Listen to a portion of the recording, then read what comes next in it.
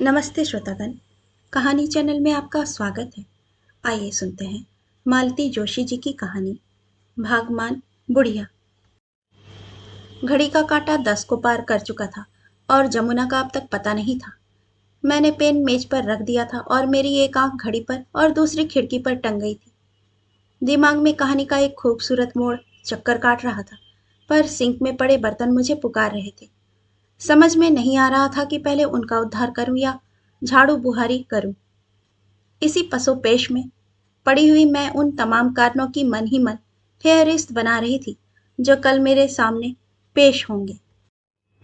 खैर, कल की बात कल पर ही छोड़कर मैंने कागज समेटने शुरू किए कि अचानक मुझे खिड़की के पर्दे की फांक से उस नीली साड़ी की झलक दिखाई दे गई जो मैंने दिवाली पर उसे दी थी।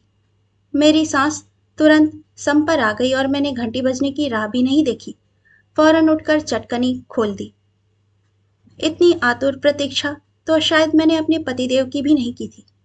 मैंने दोबारा आसन जमाकर पेन उठा लिया, पर कहानी के भाग्य में शायद उस दिन आगे बढ़ना लिखा ही नहीं था। जमुना काम शुरू करने के बजाय मेज के पास आकर खड़ी हो गई थी। किसी संभावित खतरे की आशंका से चौकन्ना होते हुए मैंने सहज भाव से पूछा, आज बड़ी देर कर दी? मम्मी जी, जॉन हमारी लाल घाटी वाली ननद है कि नहीं? उनकी सास आज खत्म हो गई, अब बेहाल खबर आई है। मतलब आज काम नहीं होगा? काम ना करनो होतो तो हम आते काहे, फोन ना खटका देते? उसने मेरी नादानी पर तरस खाते हुए कहा। मैं उसकी सदाशयता पर गदगद हुई जा रही थी कि उसने पूछा, मम्मी जी, आप पे कोई नई साड़ी होगी? अभी से साड़ी का क्या करोगी? उसकी मिट्टी तो ठिकाने लगने दो। अभी से तेरही की तैयारी करने लगी? तेरही तक तो कछु न कछु जुगाड़ कर ही लेंगे, पर आग लगी या खबर तो अब बेहाल आई है। इतनी जल्दी का इंतजाम हो जात? साड़ी किस लिए चाहिए? अम्मा को ओढ़ाएंगे कि नहीं? मुर्दे की पहरावनी करोगी? हाँ मम्मी जी, हम औरत के यहाँ तो ये रिवाज है।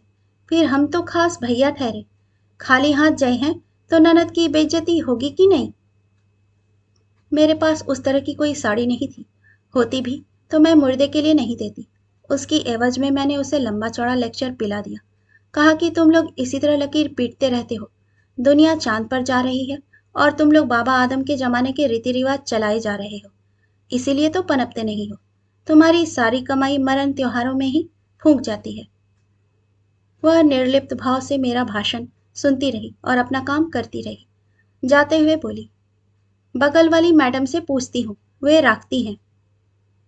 दूसरे दिन उसने मेरा बीपी नहीं बढ़ाया और समय से आ गई, पर आते ही उसने काम शुरू नहीं किया। मेरी मेज के ठीक सामने ऊपर जाने के लिए सीढ़ियां हैं। जब भी उसके पास कुछ खास कहने के लिए होता है, वह सीढ़ियों पर आसन जमा लेती है। वह सब कुछ कहने के लिए कुलबुला रही होती है, पर अदा यह है कि पहल वो नहीं करेगी, मुझे ही पूछना पड़ेगा। मैंने थोड़ी देर प्रतीक्षा की, फिर सोचा कि समय तो अपना ही खराब हो रहा है, इसीलिए पूछ लिया, कल कितने बजे लौटी? एन दिया बत्ती हो गई थी। साड़ी मिल गई थी? हाँ, बगल वाली से ले गई थी। 100 रुपया की लाइलॉन वाली, खूब अच्छी थी। उस जरा जर्जर निष्प्राण देह पर नायलॉन की साड़ी की कल्पना से ही मुझे झुरझुरी हो आई। मैंने विरह भाव से कहा, पड़ोसन के पैसे समय से दे देना, नहीं तो वे मेरे प्राण खा जाएंगी। उसने मेरी बात अनसुनी करके कहा, मम्मी जी, डुकरिया थी बड़ी भागमान, कोई 20 तो साड़ियां चढ़ी होंगी, चादर और 2 शाले अलग। क्या बात करती हो? सच्ची मम्मी जी, काहे से कि हमारे नंदेऊ 4 भैया हैं, बड़े के दोनों लड़का भी ब्याह गए हैं, सारे ही नातेदार आए थे, और ऐसे में खाली हाथ कौन जात है? 20 साड़ियां? बहुओं की तो मौज हो गई होगी। मुर्दे पर चढ़ी साड़ी कोई पहरत है का? वे तो सब जमादारीन को गई। और जमादारीन भी इतनी साड़ियों का क्या करेगी? औने पौने दामों में बेच देगी, किसी दिन हाट बाजार से सस्ती समझकर तुम ही उठा लाओगी। उसने मेरी टिप्पणी पर ध्यान नहीं दिया, अपनी ही रौ में बोली, मम्मी जी, सच में बुढ़िया बड़ी भागमान थी। अर्थी में बड़े बड़े लोग जुटे थे, कैसे कि हमारे नंदेव 4 भैया हैं, बड़े पीडब्ल्यू में हैं, हमारे नंदेव यूनिवर्सिटी में है, 2 भैया मास्टर लगे हैं, बड़े के 2 मोड़ा हैं, सो एक कंपोटर है, एक डिलीवर है।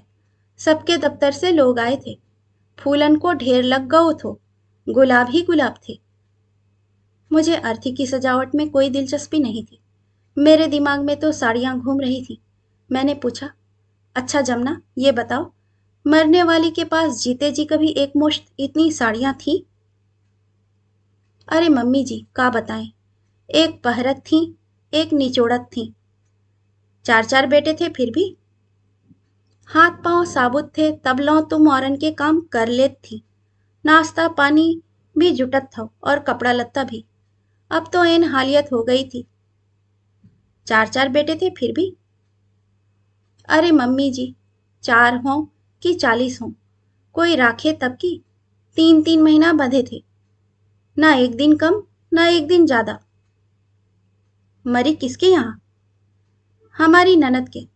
पता है, सब लुगाइयां कह रही थी कि या बहू बहुत सेवावारी होगी, तबई तो ऊकी देहरी पर प्राण तजे हैं। सच्ची, हमें तो सुनकर ऐसी आग लगी थी कि का बताएं। तुम्हें तो बल्कि खुश होना चाहिए कि तुम्हारी ननद की तारीफ हो रही है। आग लगे ऐसी तारीफ में, हमें का पतो नहीं है कि कैसी सेवा करत थी, पेट भर खवात तक नहीं थी। हम जब भी जाते कहती, ये फलाने की बहू, ने काम का अचार तो चखाइयो, मुक्ते दिनन से खाओ नहीं हो। कभी कहती, गोभी आन लगी का मेडी में, गोभी आलू की तरकारी खावे को मन हो रहो है, तो बनाकर खिलाई कि नहीं? राम का नाम लो मम्मी जी, ननद हमें जिंदा ना गाड़ देती। कहती, बुढ़िया के पेट में बरमासुर आओ गओ है का, कि तो ही खवा दो, अघातई नहीं आ। ना मुंह में दांत है ना पेट में आत है, जीभ देखो कैसी लपलपात है। सच्ची, इतना दुख होता था। हम कछु बच्चन के लाने ले जाते तो एक टुकड़ा डुकरिया को नहीं देती, वे हमसे कहती, ये फलाने की बहू, हमारे लानो कछु नहीं लाई का। हमने सोच ली थी कि अब की जई हैं तो अम्मा के लाने एक दो ना अलग से ले जई हैं, पर का करें, मौका ही नहीं मिलो, पट्ट से मरई तो गई। और का बताएं मम्मी जी, 3 दिना तक कथरी पर डली रही थी। क्यों? बिस्तर पे मरती तो गद्दा फिकतो की नहीं? बाप रे, इतनी दूर तक तो मैंने सोचा ही नहीं था। वे शॉल 2 शाले जो अर्थी पर चढ़े पहले ही मिल जाते तो बेचारी चैन से तो मरती। बाकी बुढ़िया थी भागमान मम्मी जी, भरे दरबार से नाती पोतों के कंधे चढ़कर गई है। पता है, उनके लाने सोने की सीढ़ी बनी थी, सीधे सुरग को जाएगी। सोने की सीढ़ी वो क्या होती है? जिनके नाती पोता बाल बच्चेदार हो जात हैं, उनके लाने बनत है। झूठ क्यों बोले मम्मी जी, हमने तो सुनी भर थी, पहली बार देखी है, बिरादरी में पहली बार बनी है। बड़ी भागमान थी अम्मा, उनके लाने सोने की सीढ़ी बनी है। उस भाग्यवान बुढ़िया की तेरही भी खूब धूमधाम से हुई। जमुना ने दिल खोलकर ननद की ससुराल वालों की पहरावनी की। कहना ना होगा कि इस आयोजन में मेरे बटुए में भी कई छेद हो गए। हमेशा की तरह इस बार भी मैंने रुपए बतौर कर्ज ही दिए थे, पर उनका लौटना मुश्किल है, यह भी जानती हूँ। 2 4 किस्तों के बाद कभी होली, कभी दिवाली, कभी बच्चों की किताबें, कभी साल भर का अनाज, किस्तें टलती ही जाएंगी। फिर उसके रिश्ते में कोई शादी निकल आएगी या किसी के यहाँ नया मेहमान आएगा, जमुना का नया खाता खुल जाएगा। कभी कभी लगता है कि उसके लोकाचार निभाते निभाते मैं दिवालिया हो जाऊंगी। तेरही के दूसरे दिन वह समय से पधार गई और अपनी हॉट सीट पर जा बैठी। आज तो उसने मेरे पूछने का भी इंतजार नहीं किया और शुरू हो गई। पहले तो उसने गंगा मैया की महिमा का बखान किया, जो प्रयागराज से लाई गई थी। फिर दान दक्षिणा और सामान की फेहरिस्त सुनाई, जो पंडितों को दी गई थी। अंत में उसने महाभोज का वर्णन प्रारंभ किया।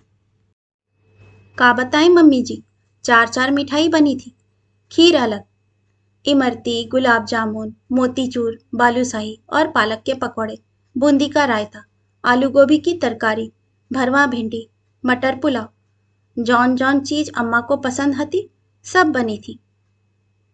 डर गए होंगे कि नहीं बनाया तो बुढ़िया गर्दन पकड़ लेगी।